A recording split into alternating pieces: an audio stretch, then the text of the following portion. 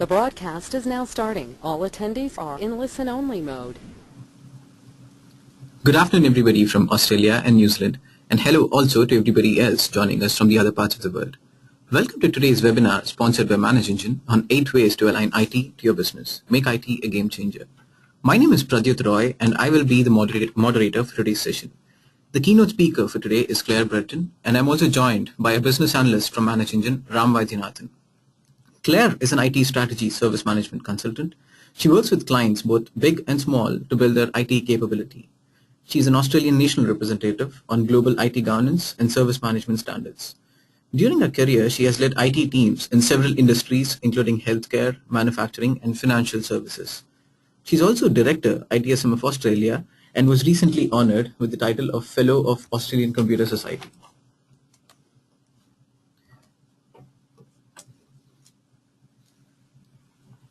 Let me take you through the agenda for today's webinar. You will discover the benefits of IT and business alignment, 8 ways in which you can align IT to your business. After aligning IT to your business, it is also important to manage your IT infrastructure efficiently. We'll look at some case studies and examples of effective IT management.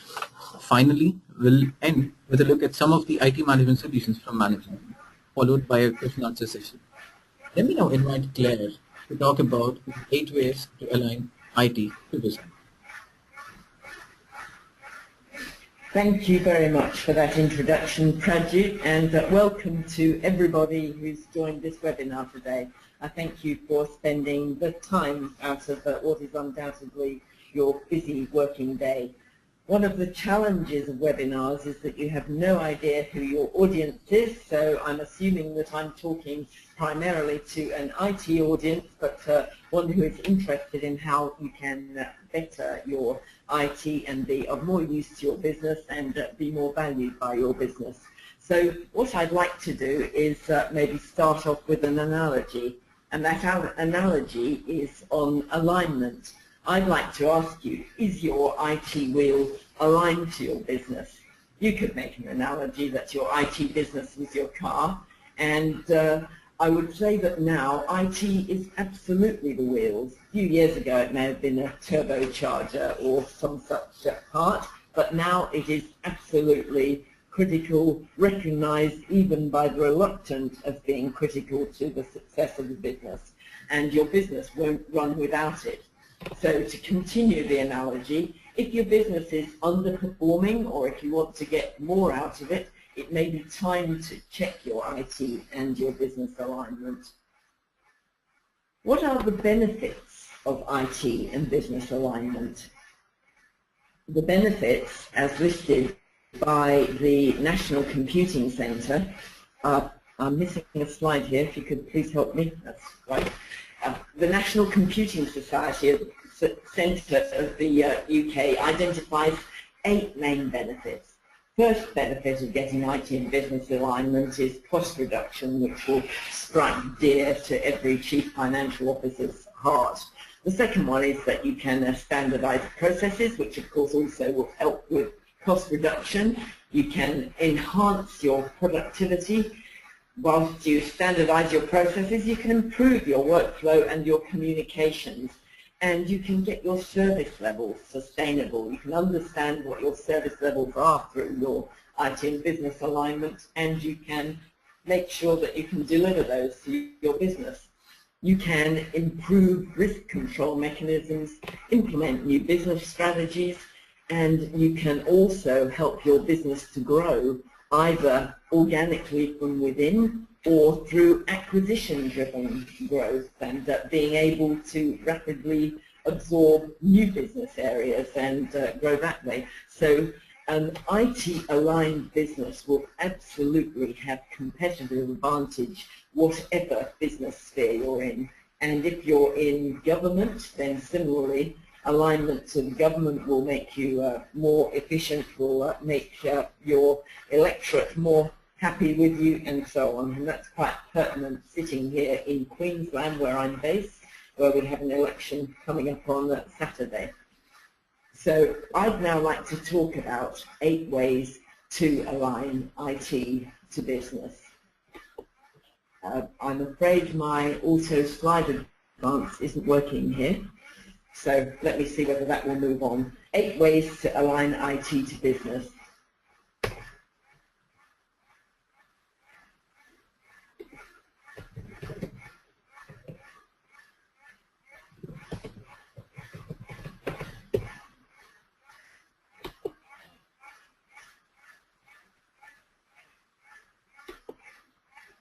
Sorry, we have a slight technical hitch here. So there, let's go on to the first one. Thank you. So the first way that I would like to talk about is the creation of an IT brand.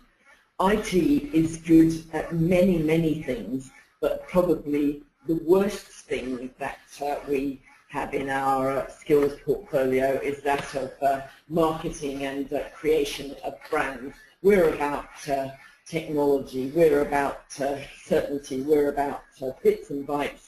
We are absolutely not about spruiking what we do and how we do it. How do you create a brand? If you go to any marketing professional, what they will tell you that you need to get brand equity. And for most IT departments, that's through delivering on your promises. If you deliver on your promises every time, you will start to build a brand which is based on trustworthiness.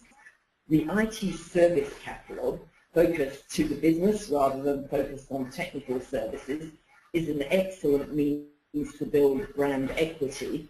And so by delivering a service catalogue and then actually delivering what you will say you're going to deliver, you can start to build that brand equity. You can link your brand attributes to associations in the customer's mind through such things as making sure that your interactions with your customers have the same messages going through. You can talk about whatever is important to your customers, whether that be reliability, whether that be agility, whether that be value for money. So a good start is to find out what your customers want from you and then work on a brand and possibly a logo which starts to demonstrate those things to your customers. Once you have your customers' trust, then you have got a platform to be able to move forward with your IT progress and your projects.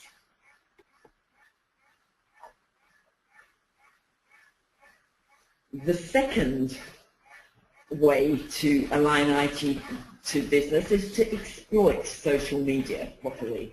Now, almost 90% of Australians own an account on social networks, the majority on Facebook, but Twitter and Google Plus are coming up there.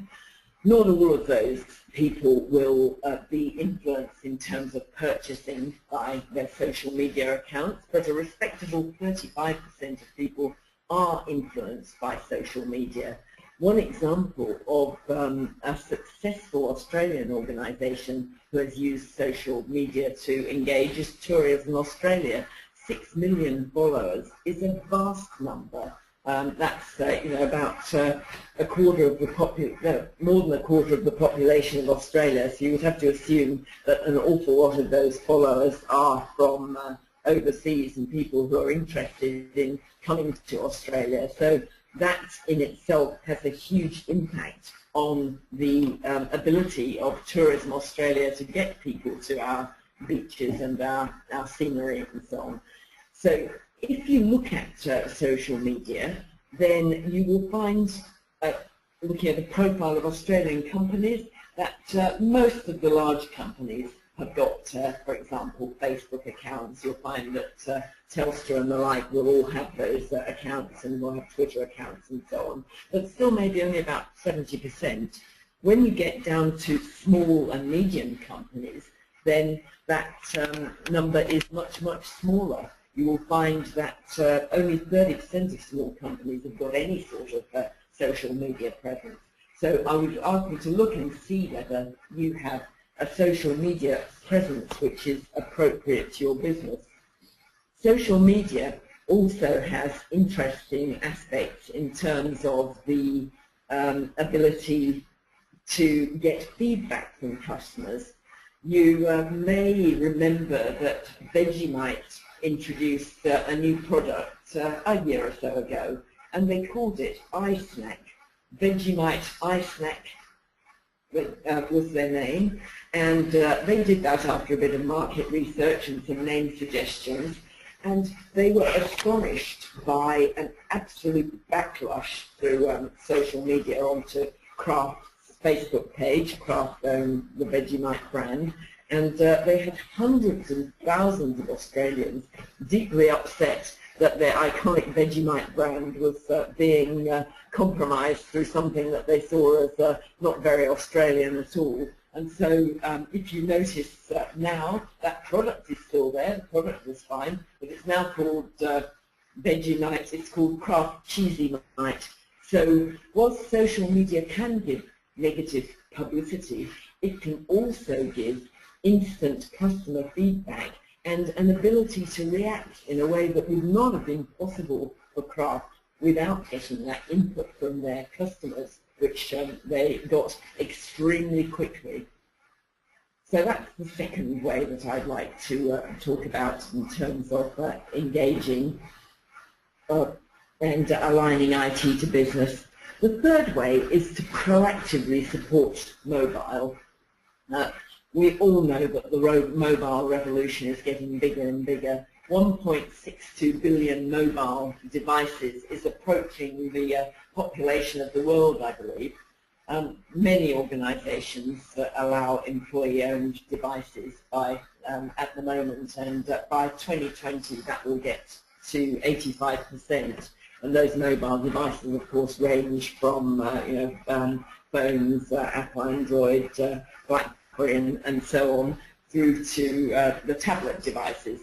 One thing that does happen with mobile is that there are a lot of productivity gains, especially from Generation Y employees or millennial employees who will quite happily take their work away from the office and respond on weekends and so on, as long as they can do it with a device of their choosing, which they have some kind of control over. So for your company productivity's sake, it's absolutely worth ensuring that you're not only responding to the demand for mobile, but also proactively suggesting and talking with your business people about how you can engage with them to make sure that you have the right policies on mobile access, what data employees can access, devices that can be used for access, and so on. You can decide whether you want to be totally open and by doing so get yourself all of the IT headaches which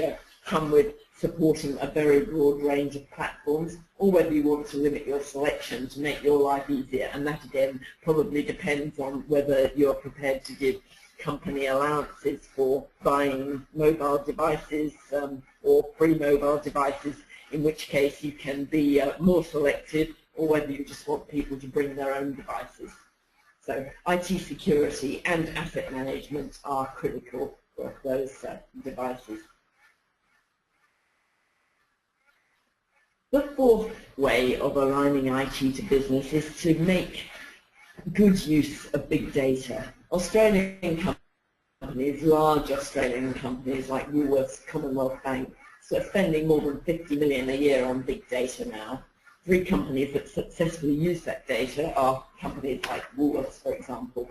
Woolworths, every time you swipe that innocuous orange everyday rewards card, they will take the information on everything that you have just bought, whether that be in-store or whether that be online. And they will use that analysis to understand what products you in particular go for and what your profile is, and also in general what products are gaining in popularity and reducing in popularity. And that's that analysis of spending habits is allowing them to develop and target their markets very effectively. Commonwealth Bank similarly are utilising their customer information that they gain through interviews, spending habits, and so on to decide what products to try and sell you, as do Telstra. Big data, because it can effectively target a company's marketing efforts and operational efforts, can increase margin by as much as 60%. But again, any business organization, if they thought they could get 10% margin out of investment in big data, would be absolutely happy to do so.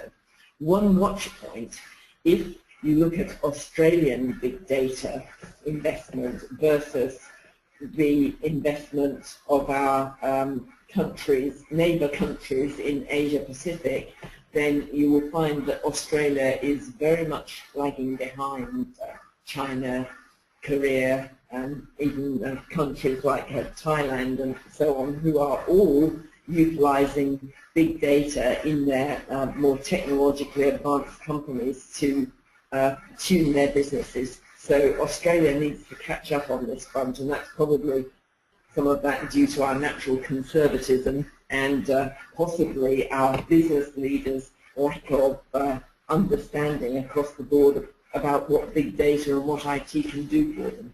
So big data is an important conversation to have with the business from the perspective of aligning IT. The fifth way to align IT to business that I would like to just discuss is the showing the value of IT projects. Most organizations will have some kind of prioritization process and some kind of way of deciding which projects get the go-ahead and which don't, but there is still a surprising number of companies who are just doing projects based upon a particular business executive's pet project or a particular project which is carrying on from the previous year. The way to become objective about IT projects is to turn them into return on investment, that's ROI. And the formula there is very straightforward. It's the value of all expected benefits divided by the value of expected costs multiplied by 100. So if you get a return on investment of less than 100, you absolutely shouldn't be doing anything about it. If you get an ROI of greater than 100, then you have something which can go into the mix for prioritization. You would expect most businesses to have a ROI threshold where they would say that they're not going to move unless it's above a certain amount. One thing that IT professionals are often not that great at is quantifying the benefits and the costs of IT projects, taking account of all of the gains that we should be adding in from employee productivity, customer satisfaction, collaboration, screening percentages, so that we can set the screening percentages effectively. So it's important that when we do a return on investment, we firstly accurately estimate the costs, and secondly, accurately estimate the benefits and appoint somebody to be responsible for the gathering of those benefits so that they don't just evaporate when your project goes live. IT spending is an investment to achieve business goals, and I think increasingly we're in a climate where business executives are recognizing that they have to make that investment, but because we are still competing against many other business investments, many business areas who may be more adept at stating their case, then IT still often loses out. Let's move on to our next benefit. This is benefit number 6 on my list. So the next benefit is all about moving fast. It's about agility. And the objective of projects ought to be to deliver the benefits in a time that's what the business requires. On the whole, IT projects have the reputation of being slow and of overrunning and blowing their budgets. How can we counteract that reputation? That's probably a subject for another webinar, but I'd say that a couple of watch points are to move IT projects at a fast pace to create that business impact in the shortest possible time. Do that by getting your key stakeholders and getting them to drive the things that you want from the business. Do that by, within reason, being an early adopter of technology, it's easy to get an advantage if you take on board a potentially game-changing technology, but of course there is risk associated with that. So I just caution playing with new toys for the sake of it, and I would recommend that IT departments who want to move fast look around, pick some sensible methodologies and some sensible technologies. One way to start off on this moving fast path is, instead of assuming that your project is going to take months or years, start off by putting your project deadlines in days. That focuses the mind. Make sure that every day you understand what progress that you've made, and time box using the various agile approaches, and just that mindset shift will help you on the way to moving fast. One thing which often flaws projects is the cutover end, and certainly if you have a good service management set of processes and disciplines, and you include those service management people early on within your project life cycles, you can ensure that your changes are well rehearsed, are slick, and they're implemented successfully, and incidents, when you have those almost inevitable post-go-live glitches, are resolved quickly, so that you don't have the bad taste left in the mouth of our users who are struggling with what they perceive as an unreliable set of new functionality. Normally you have some grace period of forgiveness when a project goes live, and as long as you resolve incidents quickly with good grace, with great communication, and with a follow-up to make sure your customer is fine, then you can work through those initial cutover issues, and you can implement a project. So moving fast is really about making sure that you manage risks effectively, making sure that rather than risk avoidance, you understand risks and you accept some as a trade-off for being able to go just a bit faster. Now, I know that that very much depends on your organization's culture, how much of it you can do, but most organizations welcome IT taking a little bit more risk for what they perceive as agility. And an agile and fast business will win against competition every time versus a slower one. I'd like to go on to the next slide, which is about cloud. Now, we're all fed up with hearing about cloud to an extent. I suspect that cloud is everywhere, and we've all talk about it. Many people still have no real idea of what it means outside IT. There are a significant number of massively successful cloud companies now, probably Netflix being the best known. In North America, it's got a third of all prime time web traffic, and I'm certainly looking forward to it coming to Australia in just over a month's time, so that I can get some movies downloaded in an affordable way for the first time. Netflix actually runs on an Amazon platform, and I think we all know about Office 365 and Microsoft's cloud offerings in that space. The reason I'm talking about these well-known cloud offerings is that companies need to look at the cloud and figure out where it is that we can use the cloud in our organizations. Most of us know that we have private, public, and hybrid clouds, which we will use in different situations depending on how much compliance and how much security we need. And most of us know that we can achieve more profit than competitors by using the cloud. I think that one thing that I would like to point out is that for any hard-pressed IT organization within a business, then you can actually remove some of your workload by getting your getting some of your more utility, more standard services outsourced to the cloud, giving you a bit more headroom to work on the things which are unique to your business.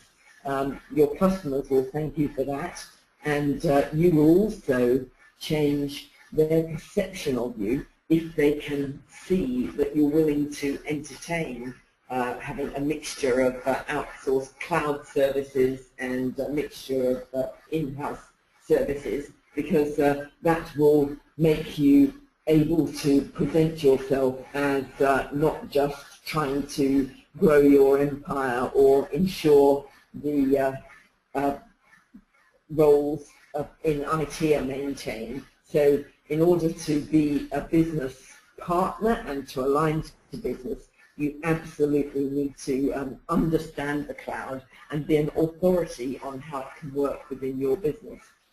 That leads me onto the 8th way to align to business. And my final way to align to business is concerned with shadow IT.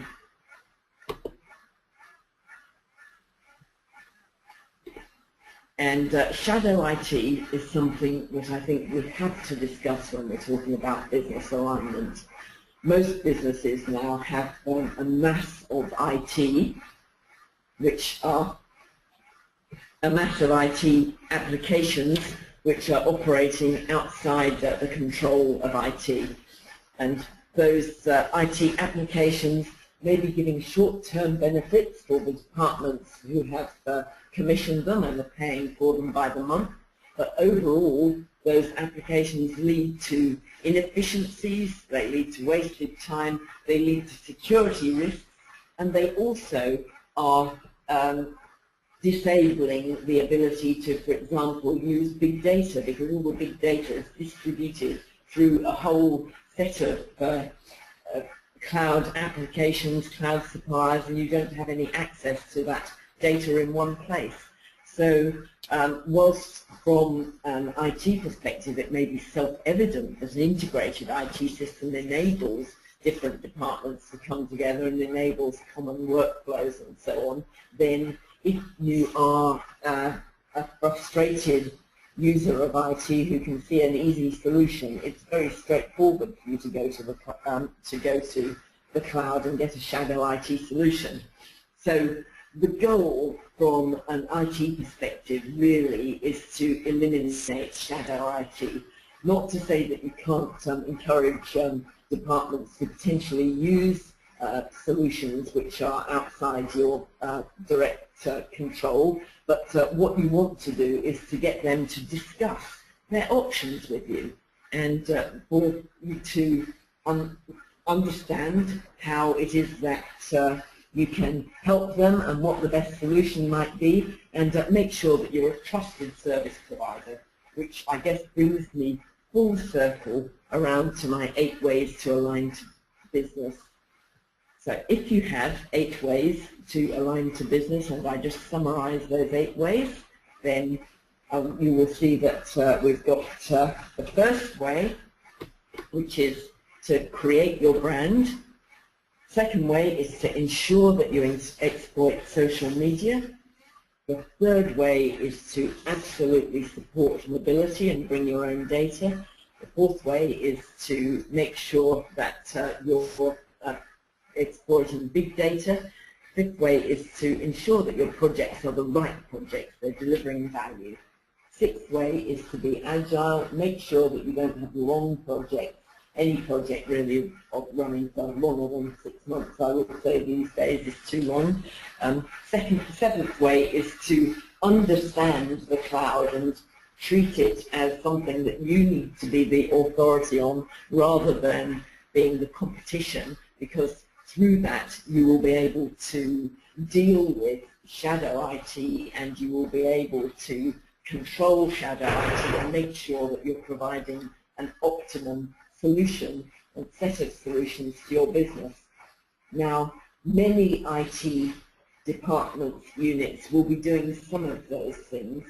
I would be delighted to hear of any IT department who is doing all of those things, because if you are doing that, then I think that you should be coming forward so that we can all learn from you. So I've talked about 8 ways to align to the business. One thing I would like to say now, though, is that you can align your IT to the business, but without efficient management of IT, then you will not be able to align, because you have to get the basics right. IT has to align so that you can transform your business. And, oops, sorry, we have some slide problems here. Could you please take me back a couple? So what I would like to do is go on to a case study now. Sorry, just waiting a minute here. That's better. Thank you.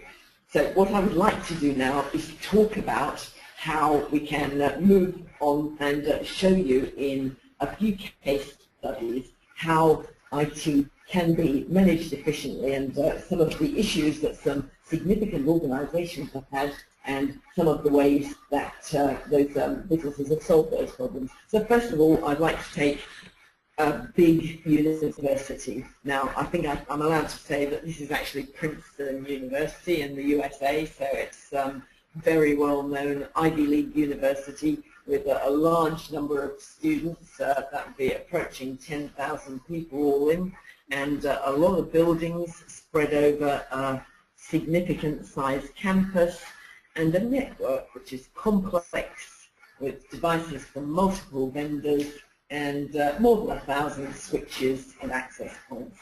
Now, Princeton, in order to keep their world-leading reputation, have a vision which says that they're going to achieve the highest levels of distinction in discovery and transmission of knowledge and understanding. And to support that, their IT people have committed to provide absolute state-of-the-art computer systems, internet access, and a network to support their research, to support their faculties, to support their undergraduate and their graduate teaching. So the biggest challenge of this particular IT area was one which is quite straightforward on the surface of it, but complex when you get down to the nuts and bolts, and that was to maximize network uptime.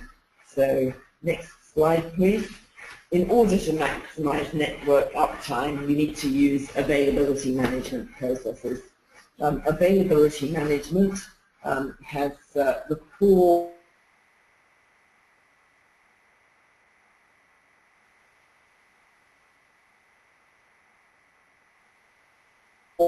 main principles that are required. That is usually detailed in a service level agreement, which will be quite specific in terms of response time, uptime, and so on. Reliability. Not only does it perform when required, but does it perform its agreed function without interruption. Maintainability. If it is interrupted, how quickly can it be restored after a failure? And very important when you have multiple suppliers of components within a network, can a third-party supplier meet all the requirements of your functionality and reliability? Just to drill down a little more into the concept of availability management, then the availability management concept says that in a time scale of 24 hours, then you'll have an availability service. 2% of downtime actually is far too high for a network like Princeton, and I would expect it to be something like 0.1%, but the principle is the same. So 2% of downtime would translate into almost 29 minutes, nearly half an hour of downtime in a 24-hour period. However, if you did have that 20-odd minutes of downtime, you could meet that basic availability service level agreement, but if that translates into an interruption every 4 or 5 hours of a few minutes, then that will maybe meet your service level agreement, but it will certainly not give you the reliability that you need. It will certainly not give your users the experience that they need. So the SLA may be met in one aspect, but not in another. So reliability is critical. So if we just look at how we delivered, how that solution was delivered in Princeton University, there were a number of components. The first service level management component would have been efficient event management. So receiving the logs from network devices, receiving emails and SMS alerts, logging a ticket in the desk, showing the network visually, looking at the network devices with the highest latencies, that's network delays, which give the affect the overall response time, and identifying network paths with the highest round trip time. Analyzing the network traffic, understanding whether the problem is actually with the network or with something that's sitting on top of the network, using the network, understanding where the bandwidth is being used, where the choke points are, what the unproductive traffic is, and automating network change and configuration management so that all of the updates and backups and changes that need to happen happen seamlessly and without issues. So that was the solution which helped Princeton University to provide the best experience for their students and their faculty. Moving on to my second case study, I'd like to look at a leading bank. This bank, I'm not allowed to say the name, but they have a couple of data centers, one in the UK and one in Australia. A whole range of servers and critical business applications hosted on an application server with loan processing, account transactions, business-to-business transactions, which are all web applications which use those servers.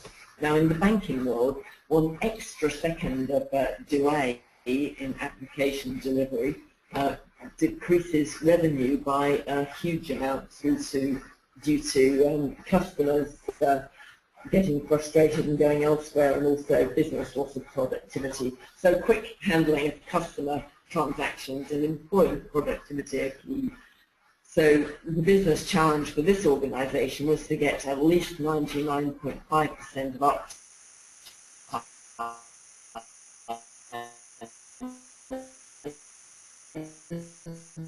best service stable always matters. So proactive monitoring of those mission critical applications was what was required for that business. So the bank had to ensure their employee productivity because they were impacting on employee morale, and they had to meet their service level agreements through proactively monitoring their applications. So in order to deliver their application services, that really broke down into 2 kinds of management of applications. It was monitoring to ensure that proactively those applications were delivering, and it was troubleshooting where the applications were seen to be underperforming. That then broke down to the next level, which is the supporting monitoring, which is through the monitoring of the application and web servers, through the databases, and also through monitoring the end user's experience, both through understanding the response times that they were experiencing and also through the more subjective surveys to understand what it was that was good and what was bad about the service. So monitoring the performance on both those physical and those virtual systems was what they needed to do in order to provide a solution. So the solution which they came up with was to proactively discover and monitor those business solutions, to automatically discover application servers, databases, and so on, group apps and view performance attributes, create custom dashboards, turn data into information through powerful reporting and help the loan application managers through those reporting, and of course to plan capacity, to plan for peak usage periods and make sure that at year end or whatever peak times of the day the applications were being used, they had the capacity there available. Performance management was important in terms of determining what metrics to measure, and fault management and root cause analysis, as with the Princeton case study, was also important. Proactive resolution of application faults, preferably before the end user knew or was impacted, notification through the methods which worked, and automated resolution through corrected scripts, and performance bottleneck identifying. So those were the solutions which were put in place for our major bank. One final case study I'd like to move on to, and this one is a 3G supplier. So, a leading 3G mobile supplier. Just waiting for my slide to move here.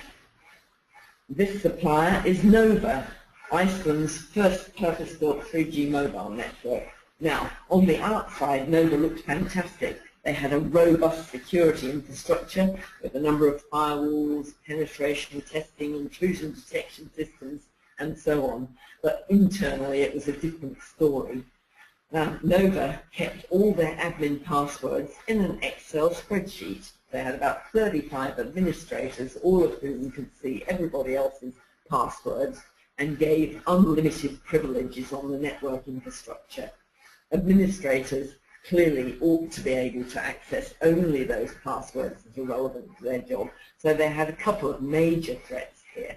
They had the threat of having a rogue administrator who, for whatever reason, decided to sabotage things, and they also had the threat of accidental loss to their Excel spreadsheet getting corrupted or something else happening to it. Now, if we look at information security management, there are 4 principles. Those principles are confidentiality, their integrity, their availability, and their also authenticity. Confidentiality, right to know, disclosure. Integrity, information is accurate and protected. Availability says that you need to have your information available when required in business, and authenticity says that business transactions and information exchanges can be trusted. So those 4 principles really align IT security with business security. One more thing about information security management is that it is important to have a comprehensive information security management policy. And that information security is about use and misuse of our IT assets, access control, password control, and so on.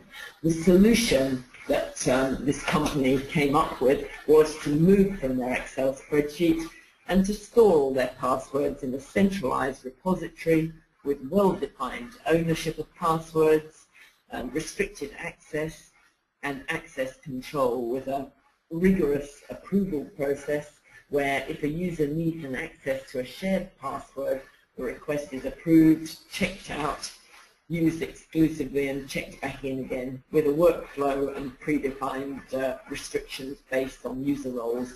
Now, this solution also had a privileged session recording. It clearly tracked what the users were doing, and it did that through a video record as well as ability to archive and playback, so that if a forensic audit is needed, then you've absolutely got the details of who was doing what at what time.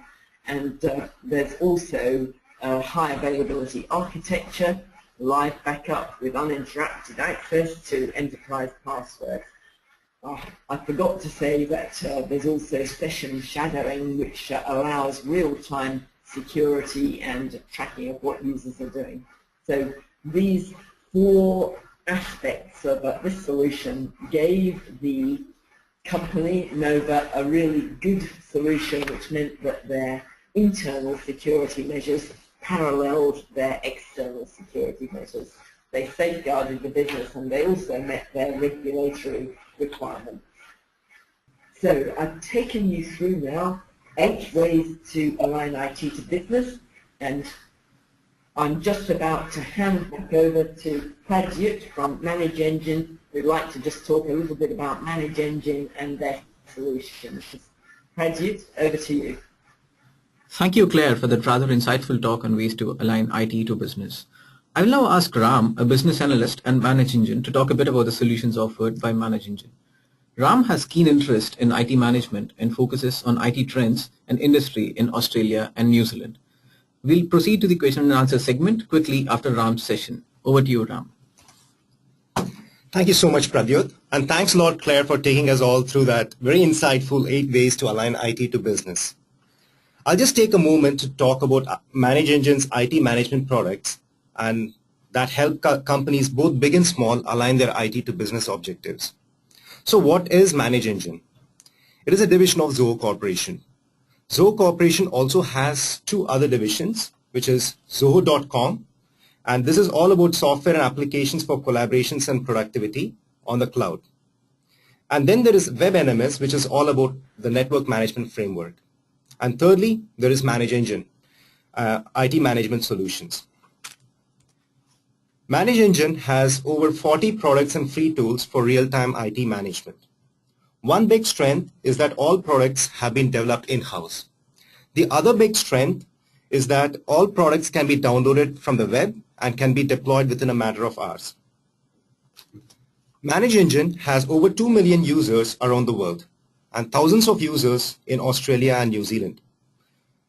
60% of the Fortune 500 companies also use ManageEngine to fuel their IT. So I'll just talk a bit about ManageEngine solutions.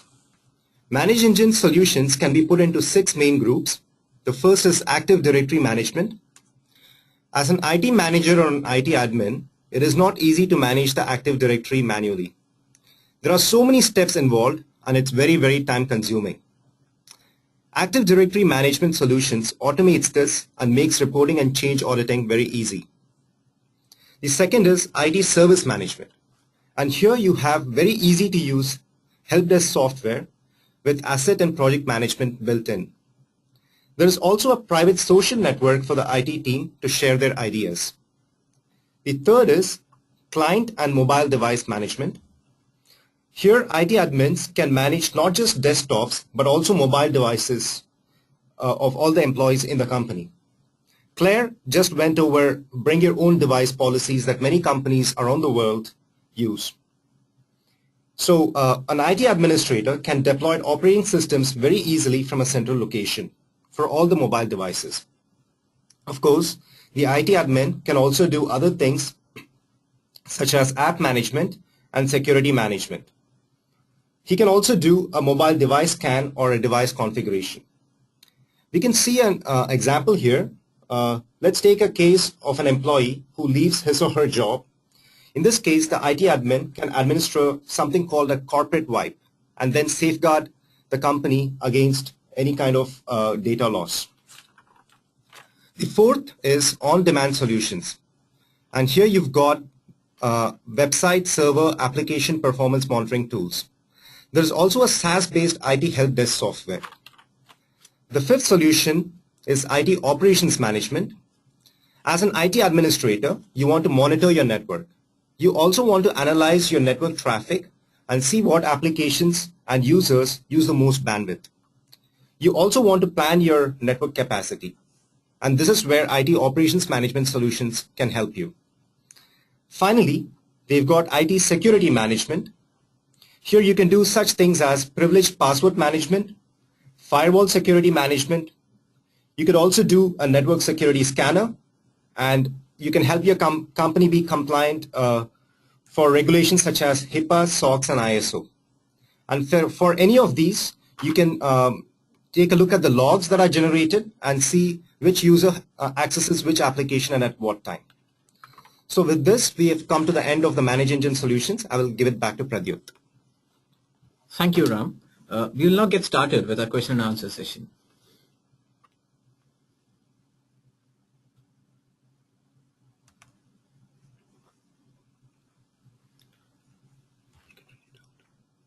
Okay, so we have a question by Ian, and his question is, as IT is becoming a commodity, one of the first decisions should be whether to insource or outsource IT.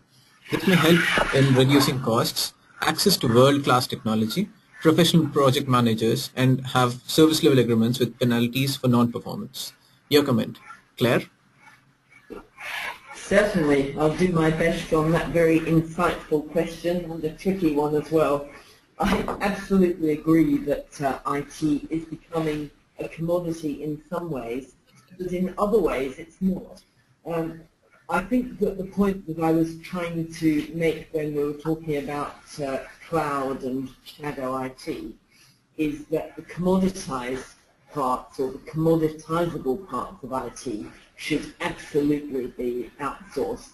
But pretty much every business of any size has got unique aspects where any in-house IT or any IT which is specifically retained by that company needs to understand the specific aspects of their IT. What I think that IT providers need to understand is which parts that they can add value for because they understand the uniqueness of that business, and which bits they ought not to bother to compete with. You'd argue that email and office services are absolutely commodities now and ought to be standardized, and they really, there's no place for them in an ordinary, in an IT department. But if, for example, I'm working with health clients at the moment, and they have many quite unique requirements which they absolutely rely on IT people who understand their specific needs and their specific business needs very well. Those IT people really then become brokers, if you like, of solutions, experts who can be trusted to help the business find the right solution, whether outsourced or in-house. That means that vendor management, supplier management is becoming an increasingly critical IT skill, so that we all know how to get the best of our suppliers, whether they be service management suppliers, office suppliers, or whatever. So Ian, I hope that that addressed your question, and it was a great question. Thank you, I appreciate it. And with that, we've come to an end to this webinar. For more information on ManageEngine, you can visit www.manageengine.com. Thank you very much for taking your time out and attending the webinar. Have a good day.